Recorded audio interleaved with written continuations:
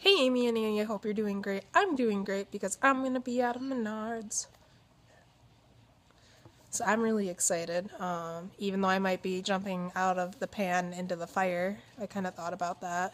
It's like the demon you know versus the demon you don't know. So,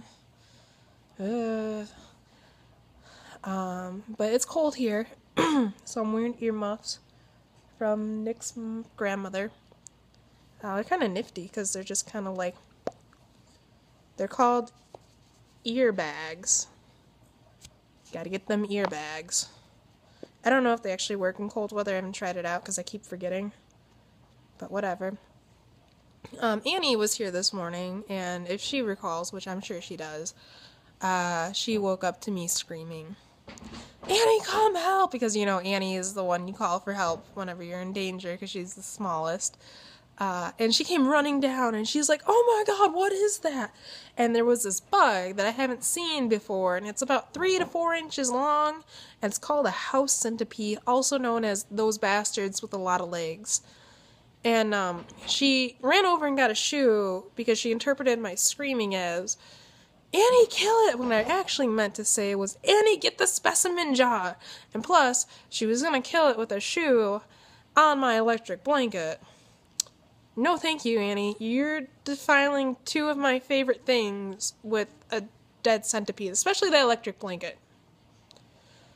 So naturally, I did the worst thing that you could possibly do, and I, swiped it off the bed, or swiped it off the blanket, and it ran underneath the couch, and Annie just looked at me with this, horrified look, like I had just released evil into the world. And, I got good news and bad news for you, Annie. So I was actually talking to Mom about this, and she told me that there's a lot more of those things in the basement. And if you want to see more, go into the basement. And, yeah, so, I mean, my original plan was to sit here and record this, because I figured they live on, we read that they ate, arachnids and, other insects. I'm also pretty sure they're drawn to you by, fear, and they feed on nightmares. I don't know if I had a nightmare, but I've been having nightmares lately, so naturally it was because that's its life energy.